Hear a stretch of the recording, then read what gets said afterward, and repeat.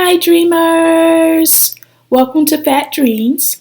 My name is Crystal, and in today's episode of Travel Talk Tuesday, we'll be talking about Royal Caribbean's decision to suspend travel to their private island, Labadee, which is in Haiti, and we'll also be talking about passport requirements for Mexico.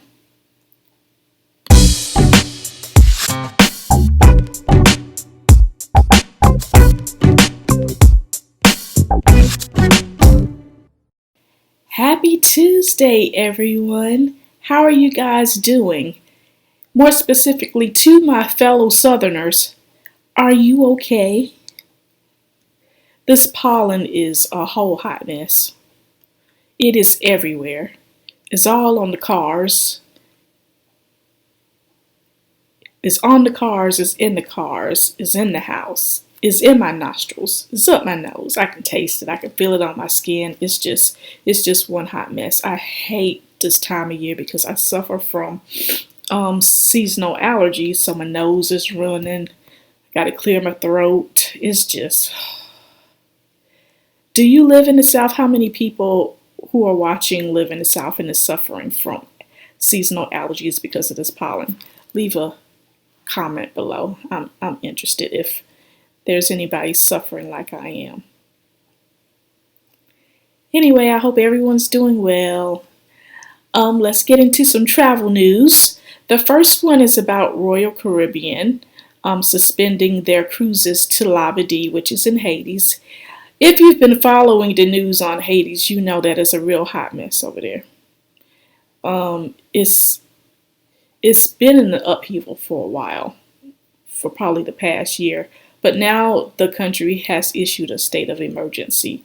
Americans have been flown out of the country.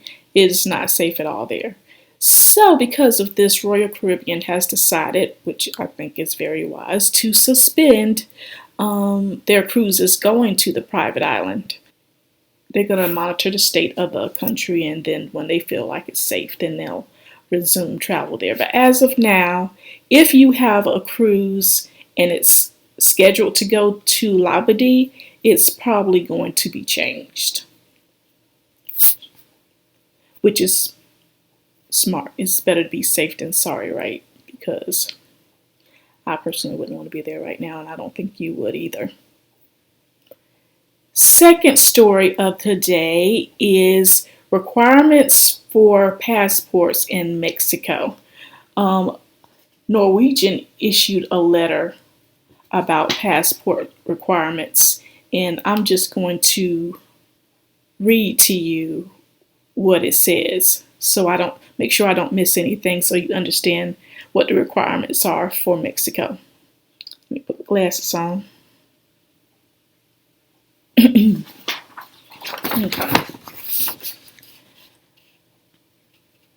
Okay, so even though it's not required for you to have a passport to cruise, Norwegian Cruise Line, and I'm sure every other cruise line as well who has itineraries going to Mexico, recommends that you get a passport.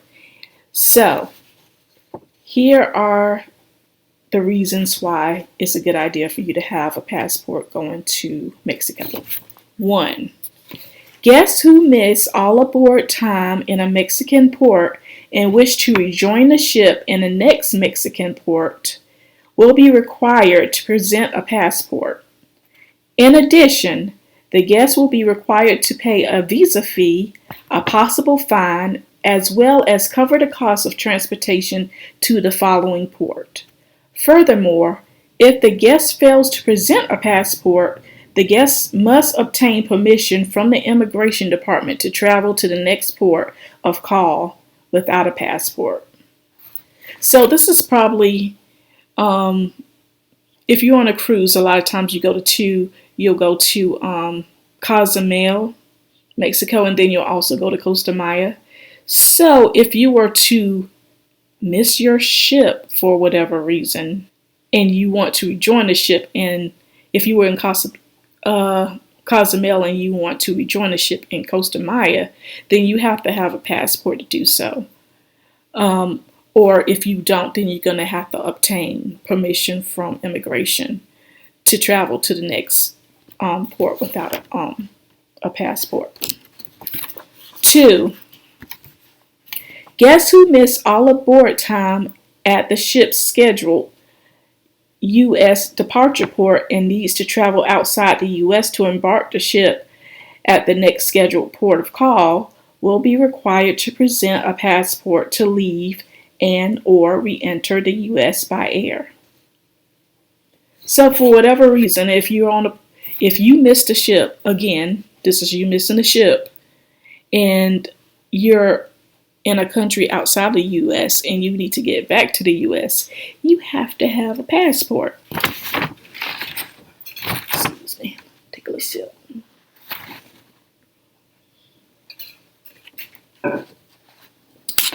Especially if you're flying by air. If you're leaving another country by air, you have to have a passport. Number 3. Guess who unexpectedly need to disembark the ship from a foreign port prior to the end of sailing as a result of an emergency will be required to present a passport to leave and or re-enter the U.S. by air. So again, this is not just Mexico. This is any port that's outside the U.S. If you were to have a medical emergency and you need to be flown out and you need to re-enter the U.S. by air, you have to have a passport. And the last one, number 4. Guess who unexpectedly needs to disembark the ship prior to the end of sailing are required to advise the ship and complete the immigration disembarkation process in order to disembark the vessel. A valid passport is required in order to complete the immigration disembarkation process. Excuse me. So, again, this is if for whatever reason, it might not even be a medical reason, but if you have something going on at home that you need to leave the ship early, you have to have a passport to disembark the ship. So right now, the requirements for cruising is you have to have 2 forms of identification. If you don't have a passport, you need 2 other forms of identification. Mostly, it's probably going to be your ID, like a driver's license, and then you also need an official copy of your birth certificate. Not the little card, but it has to be a stamped official birth certificate to sail. However, after reading this, if you can, it would be a great idea to purchase a passport. They're good for 10 years. So once you get it, you don't have to worry about getting another one for a whole 10 years. Also, if you decide that you want to do travel outside of cruising and you want to just travel directly to a different country, it's great to have a passport. And even though Mexico and Canada are neighboring countries to the U.S., you still need to have a passport. Now, I don't know what the rules are about the passport card going to these neighboring countries. For driving. But if you are flying, then you absolutely have to have an official passport.